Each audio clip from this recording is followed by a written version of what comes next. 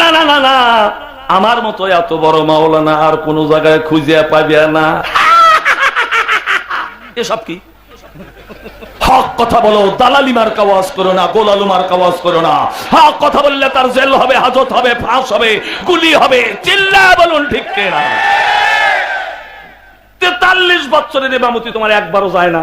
আর আমার গ্রামে আমি ইমামতি করে 11 বার ইমামতি ছাড়াইছে। আমার মসজিদের কথা বলতেছি। আমার কথাটা কি বুঝতে পারছেন? গরিবের বেলায় যদি ফতুয়া আসে, ইমাম সাহেব ফতুয়া দেয়, চোখ তোলো, কান কাটো, জুতার মালা গলায় দাও, 60 কোটি টাকা তোর জরিমানা। যখন শিল্পপতি কোটিপতির ছেলে মেয়ে অন্যায় করলো, ইমামকে বলল হুজুর ফতুয়া দেন, তখন ইমাম ফতুয়া দেয় না, দাড়ি বাড়ে, ইয়া নবী এখন যদি ফতুয়া দেই আমার ইমামতি যাবি। কাউসারি বলে তুই কিসের মৌলবী, আখেরাতে তুই ফেরেশতার চুরিও খাবি। তুই কিসের মৌলবী রে, হক কথা বলতে পারিস না? আপনারা তো রাগিয়ে যাইতেছেন, তা তো আমি বুঝতেছি। রাগ করার কিছু নাই। দেহ একটা রাষ্ট্র, আল্লাহ সৃষ্টি করলেন আমাকে আপনাকে কিভাবে। আমি এতটুকুন ওয়াজ করছি, বেশি ওয়াজ করতে পারি নাই। জোরে কোন সুবহানাল্লাহ। ভাইরা আমার, বন্ধুগণ আমার, মহান আল্লাহ তাআলা বললেন ওয়ামা খলাকতুল জিন্না ওয়াল ইনসা ইল্লা লিয়াবুদুন। আল্লাহ মানুষ জাতিকে বানাইছে ইবাদতের জন্য। আমরা যা করব সেইটাই ইবাদত। এটা হলো 2 প্রকার। কয় প্রকার? ইবাদতে রহমানি, ইবাদতে শয়তানি। তাহলে দল হয়ে গেল 2টা। খালাকাল্লাহু আদম আলা সুরতি তাউলু সিত্তুনা জিরান। যখন আদম আলাইহিস সালামকে আল্লাহ 60 গজ তৈরি করলেন, আল্লাহ একটা কুদরতি হাত মসো করলেন, একদল রূহ বের হলো, আল্লাহ বললেন এরা জান্নাতি।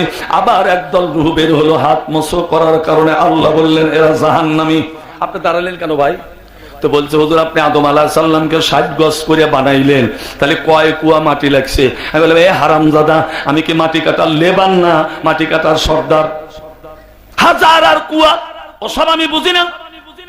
আমি তখন জবাব দিলাম, হাজার হাজার মন দুধ একটা ডেকচিতে যদি জাল করা যায়, আর তার থেকে যদি সরগুলি নেওয়া যায়, কয় কুয়া হয়? হযরতে আদম আলাইহিস সালামকে তৈরি করছে কুয়া না, হাজার না, মাটির নির্যাস, মাটির স্বর থেকে। একটু জোরে কন্যা সুবহানাল্লাহ। বন্ধুগণ আমার, ভাইরা আমার, তাহলে আদম আলাইহিস সালামকে তৈরি করার পরে আল্লাহ একটা কুদরতি আত্মসো করলো 2 বার। তাহলে 2 দল, একটা হলো জান্নাতি দল আর একটা হলো জাহান্নামী দল। দল কয়টা? একটু কথা বলতে হবে, তাহলে অষ্টা বুঝতে পারবেন। এখন আপনি কোন দলে আছেন একটু আপনার যোগ বিয়োগ করে দেখেন তো, তাহলে ক্লিয়ার হয়ে যাবে। বাড়িতে যায়াও আপনি আরাম পাবেন, বুঝতে পারবেন। বন্ধুগণ আমার, কোরআন শরীফের ভিতরে প্রত্যেকটা সূরায় বিসমিল্লাহ দিয়া আল্লাহ শুরু করছে, তবে একটা সূরায় বিসমিল্লাহ নাই। এটা আযাব গজবের কথা বেশি বলার কারণে বিসমিল্লাহ বাদ দেওয়া হয়েছে, অথবা আগের সূরার অংশ জন্য বিসমিল্লাহটা বলা হয় নাই। এবার আল্লাহ যদি প্রত্যেকটা সূরার প্রথমে বিসমিল্লাহ লাগায়া সূরা স্টার্ট করিয়া থাকে, আমরা জীবনে যত কাজ করব বিসমিল্লাহ ছাড়া হবে না। গরু ছাগল ভেড়া বকরি উট দুম্বা জব করবেন, বলতে হবে বিসমিল্লাহি আল্লাহু আকবার। কোরআন শরীফ পড়বেন বিসমিল্লাহির রহমানির রহিম। একটা মানুষকে কবরে রাখলে বিসমিল্লাহি ওয়া আলা মিল্লাতি রাসূলিল্লাহ, বিসমিল্লাহ ছাড়া আপনার চলার কোনো পথ নাই। বিসমিল্লাহর ভিতরে 19টা অক্ষর আছে। একটু হাদিস শুনুন। ওয়া নবী হুরায়রা রাদিয়াল্লাহু তাআলা ক্বালা রাসূলুল্লাহ সাল্লাল্লাহু আলাইহি ওয়াসাল্লাম লাউলা তাসমিয়াতু লাহালাকাল বারিয়াতা। ওয়া আন আবি হুরায়রা রাদিয়াল্লাহু তাআলা ক্বালা রাসূলুল্লাহ সাল্লাল্লাহু আলাইহি ওয়াসাল্লাম ইযা মাতাল ইনসানু ইনকাতাতান আমালু ইল্লা মিন সালাতাতিন ইল্লা মিন সাদকাতিন জারিয়াতিন আও ইলমিন ইয়ানতাফাউ বিহি আও ওয়ালাদুন সালিহুন ইয়াদউ লাহু, রাওয়াহু মুত্তাফাকুন আলাইহি। একটু সুবহানাল্লাহ কি জোরে বলা যায়। 19 অক্ষরের আল্লাহ বিসমিল্লাহ বানাইছে। আমার আপনার দেহের ভিতরে 29টা, 28টা, 30টা আরবি অক্ষর আছে। মাথা হলো মিম, হাত হলো হা, পেট হলো দ্বিতীয় মিম, পা হলো দাল। একটু সুবহানাল্লাহ বলেন। আমার আপনার দেহের ভিতরে সব অক্ষরগুলি আছে। অত তো বলার আমার সময় নাই, অল্পতে বললাম। এবার আপনি বলুন তো, বিসমিল্লাহর প্রথম অক্ষর বা, বা মানে ব্রেক, বা মানে বাতি, বা মানে বৃক্ষ, বা মানে বৃদ্ধ, বা মানে বৃষ্টি, বা মানে বালু, বা মানে বাঁক, বা মানে বাচ্চা। কথা বোঝে না? বা মানে দ্বারা দিয়া কর্তৃক, বা ওটা ও কাপলাম মঞ্জু মুসখালা রুব্বা হাসা মানা আদাফি আন এলা হাত্তা ইলা। আমরা গ্রামার পড়ছি এইভাবে, কথা বলছেন না। আর এখন হইছে বাংলা, সব হইছে জংলা, নাম রাখছে মংলা, খাইটা খায় কামলা, জীবনে পায় না কমলা।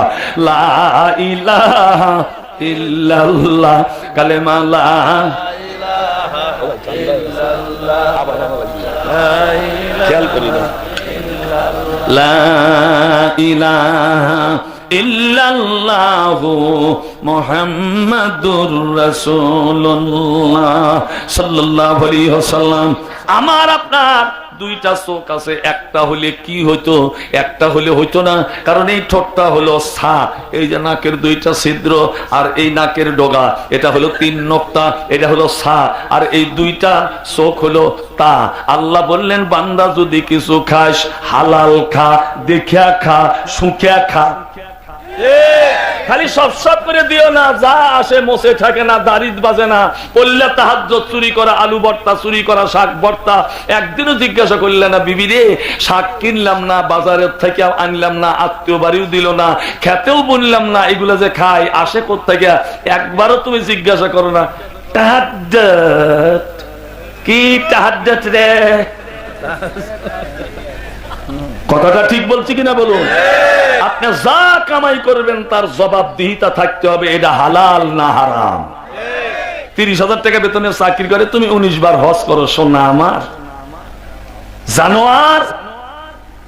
একবারও জিজ্ঞাসা করলে না, বাবা এই টাকাগুলি কোত্থেকে আসে? 30,000 বেতন পাও, খরচ হয় কত, বাঁচে কত, দেও কত? হারামজাদা একবারও বলে না, খালি দিলেই বাপ খুশি।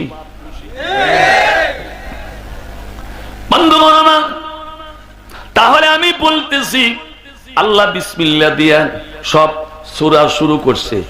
আপনারা ভালো করে বুঝবেন, যারা পৃথিবীর জমিনে কাজের শুরুতে বিসমিল্লাহ পড়ে, বিসমিল্লাহ ব্যবহার করে, তারা হলো জান্নাতি দলের লোক। মুরব্বী আপনার নাম কি? জি, শফিকুল ইসলাম জোয়ারদার।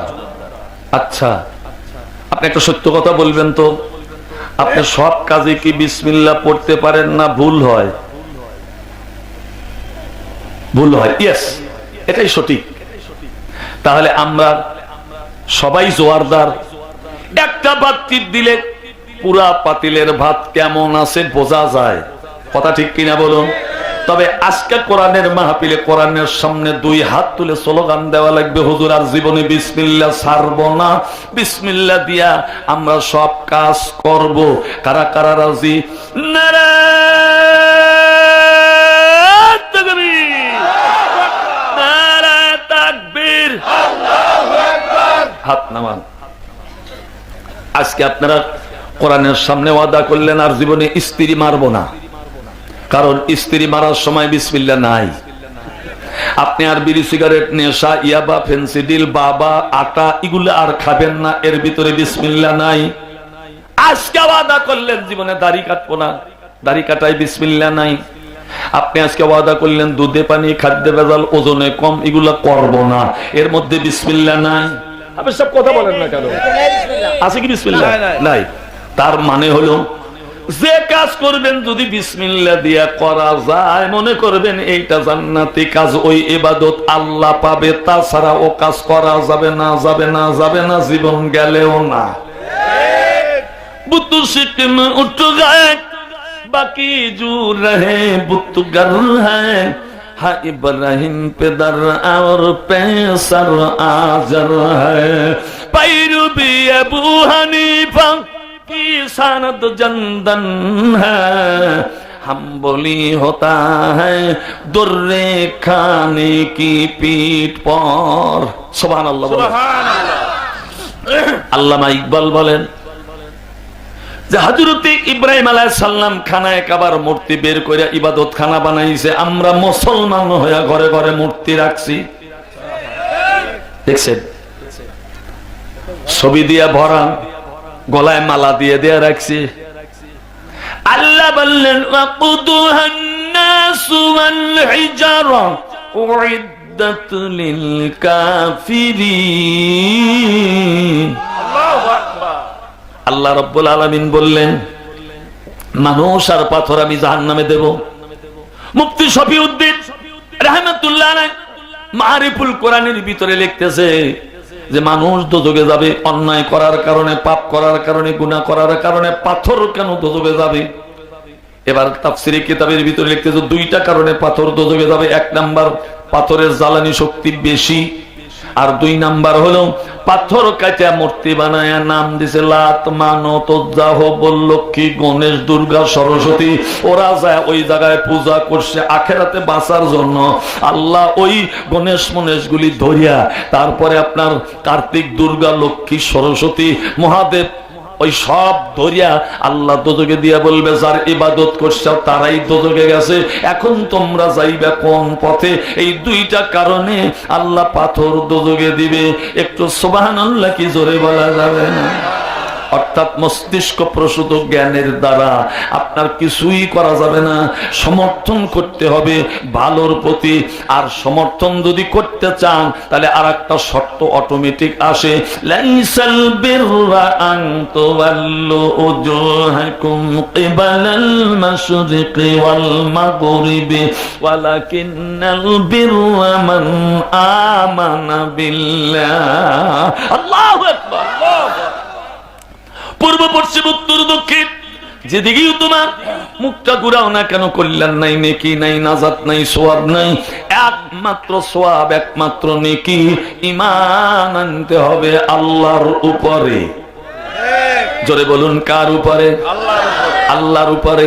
এখন আল্লাহর উপরে যারা ঈমান আনে, ইউমিনুনা বিল গায়ব, কথা বলেন না কেন? না দেখা সত্তার প্রতি ঈমান আনতে হবে। আল্লাহকে দেখা যায় কিন্তু আল্লাহকে দেখানো যায় না। একটু সুবহানাল্লাহ বলে। বন্ধুগণ আমার, ভাইরা আমার, এবার ভালো করে একটু লক্ষ্য করুন। ঈমান আনবো আল্লাহর উপরে। আল্লাহ আমার রব, আল্লাহ সৃষ্টির মধ্যে ভুল নাই, আল্লাহ সব জিনিসের মালিক।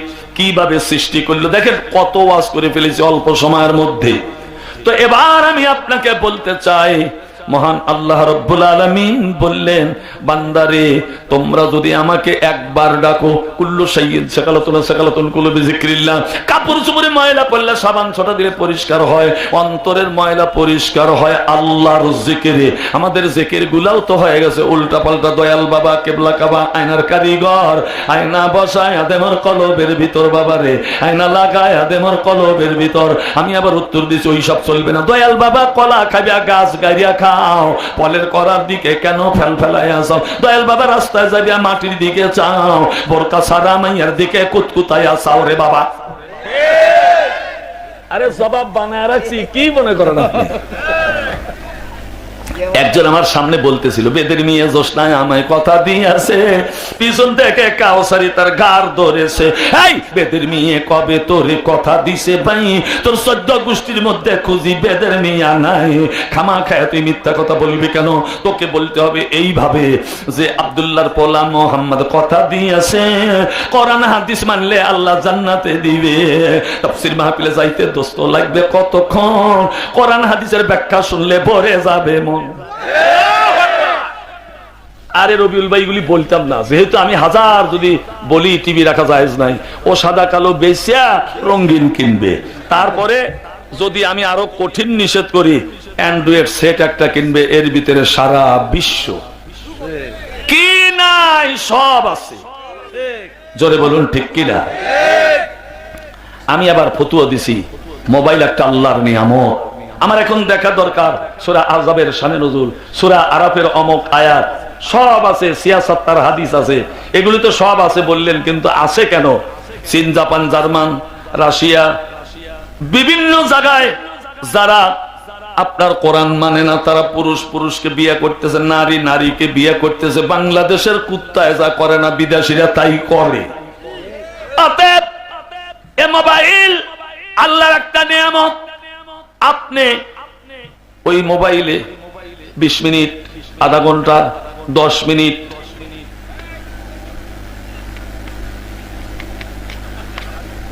কোরআন বাইর করবেন, সেন্ড করবেন, হাদিস বাইর করবেন, সেন্ড করবেন। ইউরোপ, আমেরিকা, চীন, জাপান, জার্মান, রাশিয়ার মানুষ যারা কুত্তার মতো আচরণ করে, তাদেরকে যদি বুঝাতে পারেন বাংলার জমিনে বসে তাদেরকে কালেমা পড়ানো সম্ভব, যেমন ডাক্তার জাকির নায়েক পিস টিভিতে আলোচনা করে, আর রবিশঙ্কর জবাব দিতে পারে না, কালেমা পড়ে মুসলমান হয়। আল্লাহর কসম, আমরা সবাই ডাক্তার জাকির নায়েক হয়ে গেছি। এই ডাক্তার জাকির নায়েক হলো আমার মূল বস্তু হলো এই মোবাইল। একটু জোরে কন্যা সুবহানাল্লাহ। ভাই না, পিস টিভিতে বন্ধ করে দিয়েছে। আমরা চাইছিলাম যেটা বন্ধ সেটা হয় নাই। স্টার জালসা, জি বাংলা, কটকটি বেগম আর কিরণমালা। যদি আপনি মনে করেন আমি দোজগে যাব না, যার বাড়িতে এই চ্যানেল আছে সে অবশ্যই মাস্ট বি শিওর দোজগে যাবে। কারণ দেবতা নিয়ে ওরা খেলা করে, আমরা খেলা করি আল্লাহ নিয়ে। জোরে কোন ঠিক কিনা? ঈমান আনতে হবে কার উপরে? আরে আমরা বলি আল্লাহ, ওরা বলে ভগবান। তাহলে ভগবান বললে ভগবতী আছে, ভগবতী থাকলেই মারামারি লাগবে। যদি বলা যায় ঈশ্বর, তাহলে আছে ঈশ্বরী। বোঝা যায় কি? আল্লাহর কি কোনো স্ত্রীলিঙ্গ আছে? আল্লাহ এমন একটা শব্দ, আল্লাহর কোনো স্ত্রীলিঙ্গ নাই। জোরে কোন সুবহানাল্লাহ। তাহলে মোবাইল একটা নিয়ামত। বন্ধুগণ আমার, ভাইরা আমার, এই নিয়ামতটা আমাদের সকলের ব্যবহার করা লাগবে। আমি নিজেই বলছি, ওই মেয়েটা ইংরেজি দিয়ে অর্থ বলবে, বাংলা দিয়ে বুঝায় দিবে, আর আরবি দিয়ে উচ্চারণ করবে। আপনাদের পাশে যেমন ওই মেয়েটা সূরা জিলজালা পাঠ করলো, ওরা হবে ডাক্তার জাকির নায়েকের মতো আগেই গড়িয়ে উঠতেছে। মা ভালো, সন্তান ভালো, আর খ্যাত ভালো, ফসল ভালো। জোরে বলুন কথা ঠিক কিনা? মায়েদের প্রতি আমাদের কোনো অবহেলা থাকবে না। চিল্লায় বলুন ঠিক কিনা? আল্লাহ বললেন, ফালইয়ানজুরিল ইনসানু মিম্মা খুলিকা মিম্মা দাফিক। হরফে কলকলা। জোরে কোন সুবহানাল্লাহ। আল্লাহ বললেন, ও মানুষ জাতি, আমি তোমাদেরকে কেমনে বানাইছি তোমরা একটু দেখো। এখন দেখতে গেলে তো আয়না লাগে। আমি যদি আয়নায় দেখি তাহলে মনে করি আমার মতো কেউ হয় না, সামনে পাইছি আয়না। মেয়েরা যদি নিজকে দেখে তাহলে সামনে আয়না, সাজার বায়না, ঠোঁটে লাগায় লটকা পিস, ছেলেরা দেয় চিস, কপালে লাগায় টিপ, পায়ে পরে হাই হিল, তারপরে পায়জামা বরাবর ফাড়া। আমি হলাম খাড়া। আমি বললাম কি ব্যাপার? বলে এই পায়জামার নাম ডিভাইডেড। তখনই আমার মাথা হাঁটু পর্যন্ত আসছে। এখন আপনার কবে যে কাপড় চুপড় সারাই চলবে আমি তো কিছু বুঝতে পারতেছি না। চিল্লা বলুন ঠিক কিনা? অবস্থা কিন্তু বেগতি। আপনারা যদি মানা করেন ভালো, না করেন আপনাদের ব্যাপার। কথাটা কি বোঝা যাচ্ছে? তাহলে আমি কিন্তু এক পর্যায়ে বলে ফেলেছি, ঈমান আনতে হবে আল্লাহর উপরে। যারা ঈমান আনে আল্লাহর উপরে তারা নরসাদ্দুল মর্দে মোমেন, সিংহ, শাবক, বাঘের বাচ্চা। কিভাবে? একটা বাঘ ছাগলের সাথে ঘাস খায়। অরিজিনাল বাঘ যায় দেখলো আমার ভাই ঘাস খায়, যা জিজ্ঞাসা করলো তুমি বাঘ ঘাস খাও কেন ছাগলের সাথে? বলে না, আমি বাঘকে বলছি আমি বাঘ, আমি তো ছাগল। হ্যাঁ, কান ধরে বাঘ টানিয়ে নিয়ে গেছে পানির ভিতরে। দেখ, আমাকে যেমন দেখা যায় তোকেও তেমন দেখা যায়। আমার গোপ আছে, তোরও আছে। আমার ডোরা কাটা দাগ আছে, তোরও আছে। তারপরে আমার থাবার ভিতরে নখর আছে, তোরও আছে। আমি যদি জঙ্গলে একবার ডাক দেই চতুর্দিকে আমার আওয়াজ যায়। আপনার 2.5 মাইল হালুম। বোঝা গেল? তুই ডাক দে। ডাক দিছে, আয়। একটা বকরি ধরছে, কলিজা মাইটা বাইর করে বলে খা। এবার খাওয়ার পরে লক্ষ্য করে দেখলো আমি যে ট্রেনিং দিছি ট্রেনিংটা পেলো কিনা পাছায় খোসায়। আর বলে ছাগল ভাই আমি যাই। তখন ও বলতেছে আমি আর ছাগল নাই, আমি এখন বাঘ। হালুম। বলে ট্রেনিং হয়ে গেছে, আমি এখন গেলুম। আলেমদের কর্তব্য হলো, আপনারা তো ছাগলের সাথে থাকে থেকে ঘাস খায়া ছাগল হয়ে গেছে, আপনারা যে অরিজিনাল বাঘ, আপনাদের হাতে থাকবে ক্ষমতা, ইমামের থাকবে ইমামতি, মুয়াজ্জিনের থাকবে আজান, সব লোক ভয়ের চোটে বলবে বাজান। ইমাম যদি কমিটি দ্বারা পরিচালিত হয়, আল্লাহর কসম তার পিছনে নামাজ পড়া হারাম। ইমাম দ্বারা যদি কমিটি পরিচালিত হয়, ওই ইমামের পিছনে নামাজ পড়া জায়েজ। কথাটা কি বুঝাতে পারছি ভাইরা আমার? সেই জন্য আপনি অবশ্যই নিজে নিজে লক্ষ্য করে দেখবেন, চিরটা কাল মুসলমান জাতি নেতৃত্ব দিছে, একটা কথা আসলো আমি বলবই, সেটা হলো আপনার জেরুজালেমের যখন সমস্যা, ওখানে অনেক নবী রাসূলদের কবর আছে, এই জায়গায় বিজাতিরা আপনার কি দখল করে রাখছে, মুসলমান দখল করতে পারে না, যেন যুদ্ধ হয়। তখনকার যুদ্ধটা হলো সালাউদ্দিন আইয়ুবী রহমাতুল্লাহ আলাইহি, উনি হলেন মুসলমানদের সেনাপতি, আর আপনার বিজাতিদের সেনাপতি হলো লর্ড রিচার্ড। যুদ্ধের জন্য লাল পতাকা উড়ায় দেওয়া হলো। এবার সারাদিন যুদ্ধ হলো, সকাল বেলা দেখে বিজাতিদের তাঁবুর মধ্যে সাদা পতাকা, মানে যুদ্ধ হবে না, লাল পতাকা মানে রক্তক্ষয়ী সংগ্রাম, আর সাদা পতাকা হলো সন্ধি স্থাপন করতে হবে, কারণ বলে বিজাতিদের নেতা অসুস্থ, জন্য যুদ্ধ হবে না। এখন সালাউদ্দিন আইয়ুবী রহমাতুল্লাহ আলাইহি উনি নিজে সেনাপতির দায়িত্ব ছাড়িয়ে দিয়া একটা ডাক্তারের পোশাক পরিয়া দরজায় নক করে, মান আনতা, আপনি কে? বলে আনা তবিবুন, আমি একজন ডাক্তার, আসলে সেনাপতি।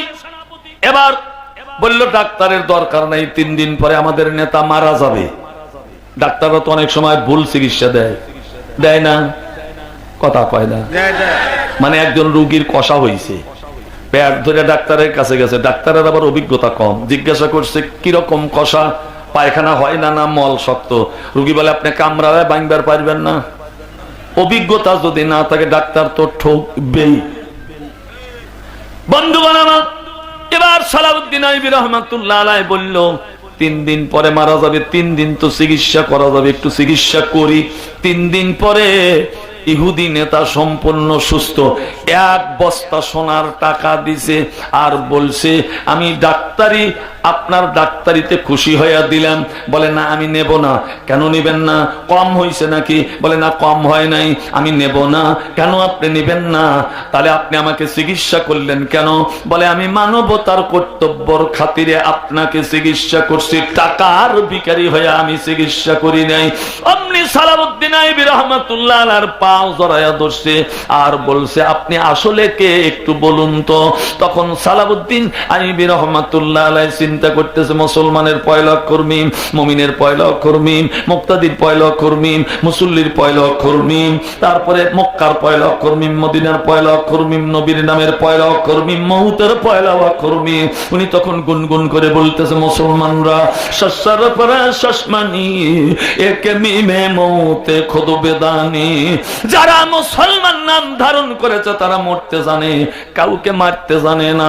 আল মুসলিমু মান সালিমাল মুসলিমুনা মিন লিসানিহি ওয়া ইয়াদিহি। মুসলমান ওই ব্যক্তি যার জবান আর হাত অন্যের ক্ষতি করে না, কারণ ও আল্লাহর উপরে ঈমান এনেছে। বলুন সুবহানাল্লাহ। কেউ গড়ি দেখে না কয়টা বাজলো। পারস্যের কবি বলছে, যারা ফরিয়া দে গুয়ে আল্লাহু না টং টং টং না টং টং টং না টু টু। গরিবারে আমি টং টং করি না, টিপ টিপ করি না, প্রতি সেকেন্ডে আমি আল্লাহর জিকির করি। ঈমান আনতে হবে আল্লাহর উপরে, জিকির করা লাগবে আল্লাহর। কি ওয়াজ ফিরে পাইছেন তো? আল্লাহরে ডাক রে বান্দা, আল্লাহরে ডাক। ঈমান আনছো কার উপরে? লাইলি আর মজনুর প্রেম কাহিনী কি সুন্দর বাপে হজে নিয়ে গেছে। বেটা আয় তোকে হজ করাই, লাইলির কথা তোর মুখ থেকে কেন যায় না? এবার খানায় কাবাতে গেলে তালবিয়া পড়া লাগে, লাব্বাইক আল্লাহুম্মা লাব্বাইক লা শারীকা লাক লাব্বাইক ইন্নাল হামদা ওয়ান নি'মাতা লাক ওয়াল মুলক লা শারীকা লাক। আল্লাহু আকবার। কিন্তু মজনু তালবিয়া পড়ে না, লাইলি লাইলি জিকির করে। বাপ বলে তোকে মারবো মারবো। আল্লাহ ইলহাম দিয়া বলে, মজনুর বাপ মারিও না। লাইলুন শব্দের অর্থ হলো রাত। লাইলুন মানে কালো, আমার একটা সৃষ্টি কালো মিয়া। মজনু এত ভালোবাসে, কি সুন্দর করে লাইলি লাইলি বলে ডাকে, মাইরো না।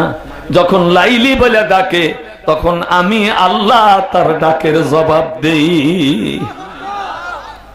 তু চিরানা মজবা মজনু কারদাই ইশক লাইলা দরদলম সুদাদাই। अगर शाय तुरा आखिर से ना मस्त, अगर माही तुरा मंजिल कुदा मस्त। जुलाइखा बोले रे यूसुफ फरशाकार, आँखी खुले देखना मेरा नजर कर। जुलाइखा बोले रे यूसुफ देवानी, रुते रुते गेलो रे मोर जवानी। जुलाइखा बोले रे यूसुफ सामालो, गले छुरी दिए जान निकालो। এটা হলো প্রেম কাহিনী, এর অর্থ আপনার অত্যন্ত সুন্দর। আর আল্লাহ বললেন কুল ইন কুনতুম তুহিব্বুনাল্লাহ ফাত্তাবিউনি ইউহিব্বুকুমুল্লাহ ওয়া ইয়াগফির লাকুম যুনুবাকুম ওয়াল্লাহু গফুরুর রহিম।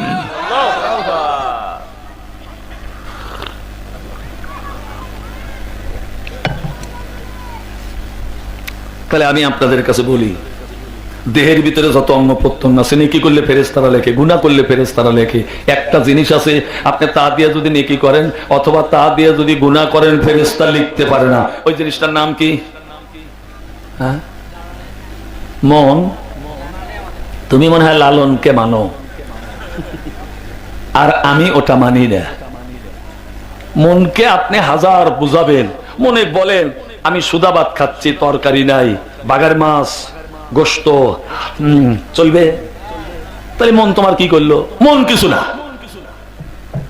মন কোথায় গেল, কি সমাচার, ওটা আমার দেখার ব্যাপার নাই। আমি কন্ট্রোল করব, স্টিয়ারিং করব। ইন্নী ওয়াজ্জাহতু ওয়াজহিয়া লিল্লাযী ফাতারাস সামাওয়াতি ওয়াল আরদা হানিফা ওয়া মা আনা মিনাল মুশরিকিন। আল্লাহু আকবার। ঈমান আনবো আল্লাহর উপরে, মন তো দৌড়াদৌড়ি করবেই। বাইরে আমার বন্ধুগণ আমার, এই জন্য আমি আপনাদের কাছে বলতে চাচ্ছি, আল্লাহরে ডাক রে বান্দা, আল্লাহরে ডাক। প্রেমে বলে যদি তুমি ওই শরীর নাম বলতে না পারো, তাহলে আল্লাহর নাম ডাকবে, তখনই বুঝবো যে তুমি আল্লাহর প্রেমের প্রেমিক। এই কলা এদিকে আয়, এই বাদাম এদিকে আয়। নাম তো জানি না, কলা বেছে তাই আমরা ওকে কলা বলে ডাকি, বাদাম বেছে তাই আমরা ওকে বাদাম বলে ডাকি। যদি কোন ব্যক্তির মুখে আমরা আল্লাহর নাম শুনি, তাকে আমরা আল্লাহ ওয়ালা বলে ডাকি। চিৎকার দিয়ে বলুন সুবহানাল্লাহ। খালি ঈমান আনলে বিসমিল্লাহ ছাড়া কোনো কাজ করা যাবে না। আর ঈমান যদি আমি আল্লাহর উপরে আনি, আল্লাহকে দেখা যায় কিন্তু আল্লাহরে দেখানো যায় না। একটু সুবহানাল্লাহ বলবেন না? সালাউদ্দিন আইবি রাহমাতুল্লাহ আলাইহি যখন দেখলাম আমার পাও জড়ায়া ধরছে, এখন যদি বলে আমার পরিচয় দেই, হয় আমাকে ফাঁসি দিবে, না হয় আমাকে গুলি করবে, না হয় আগুনে পোড়াবে, না হয় হত্যা করবে।